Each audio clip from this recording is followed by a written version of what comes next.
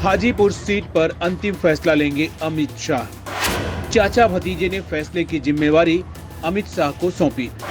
पारस और चिराग दोनों बता रहे खुद को स्वर्गीय रामविलास का उत्तराधिकारी। लोजपा के दोनों घटक दलों को मिलेंगी कुल 6 सीटें। किसको कौन सी सीट मिलेगी इसका भी फैसला लेंगे शाह। एनडीए में जाते ही चिराग पासवान के तेवर पड़े धीमे। चिराग के समर्थकों को नहीं भा रहा उनका मोदी और शाह प्रेम। हाजीपुर से चुनाव कौन लड़ेगा, इस मामले पर अब चिराग पासवान और उनके चाचा पशुपति पारस दोनों के तेवर नरम पड़ गए हैं। वैसे इस सीट पर दोनों अभी भी अपनी दावेदारी जता रहे हैं, परंतु उनकी दावेदारी में पहले जैसा जोश नहीं है। पहले दोनों कहते थे कि वे हर हाल में हाजीपुर से ही चुनाव लड़ेंगे, परंतु अब यह कहते सुने जा रहे हैं कि हमारी दावेदारी प्रबल है, परंतु एनडीए नेतृत्व जो फैसला लेगा उस पर अमल करेंगे। चिराग पासवान स्पष्ट कर चुके हैं कि वह हाजीपुर से अपनी मां को चुनाव लड़ाना चाहते हैं, कारण कि यह सीट उनके पिता की परंपरागत सीट है। अब वे इस दुनिया में नहीं है तो इस सीट पर उनकी मां का अधिकार है। चिराग चाहते हैं कि उनके पिता की विरासत उन्हें मिले, जिस पर फिलहाल उनके चाचा का अधिकार है। दूसरी ओर शनिवार को पटना में केंद्रीय मंत्री पशुपति पारस ने कहा कि वे हाजीपुर की जनता की सेवा करते रहेंगे। पिछले 50 वर्षों से वहां की जनता की सेवा करता आ रहा हूं। भविष्य में भी यह जिम्मेवारी निभाता रहूंगा। किसी भी कीमत पर हाजीपुर के लोगों का साथ छोड़ने वाला नहीं, चाहे सांसद रहूं या नहीं।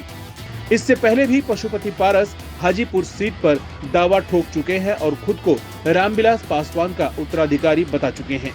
उन्होंने कहा था कि 2019 में बड़े भाई रामविलास पासवान ने मुझे हाजीपुर से चुनाव लड़वाया था। मैंने उनका आदेश माना और बिहार सरकार का मंत्री पद छोड़ सांसद बना। इस नाते मैं रामविलास जी का उत्तराधिकारी हूँ। पारस कई बार कह चुके हैं कि वो किसी भी कीमत पर हाजीपुर सीट नहीं छोड़ेंगे और 2024 का लोकसभा चुनाव हाजीपुर सीट से ही लड़ेंगे। पारस ने कहा कि अभी तक एनडीए के किसी नेता ने हाजीपुर सीट को लेकर किसी से कोई बातचीत नहीं की है। जहां तक सिटिंग सीट का सवाल है, उसमें हाजीपुर के अलावा 5 लोकसभा सीटों पर उम्मीदवारों के संबंध में पार्टी फैसला लेगी। जब सीट बंटवारे को लेकर एनडीए की बैठक होगी तब विचार विमर्श होगा।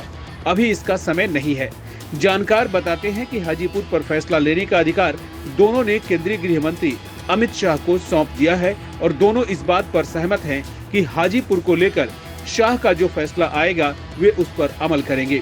भाजपा सूत्रों का कहना है कि लोजपा के दोनों घटकों को कुल 6 सीटें मिलेंगी और कहां से किसको लड़ना है इसका फैसला भी अमित शाह करेंगे।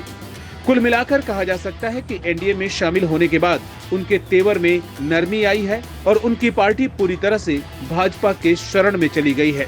यही स्थिति लगभग उनके चाचा पशुपति पारस की है। जानकार तो यहाँ तक कह रहे हैं कि एनडीए में शामिल होने के बाद चिराग बहुत सोच समझकर बोल रहे हैं और उनकी ओर से मोदी और शाह की बड़ाई उनके समर्थकों को नहीं भा रहा है।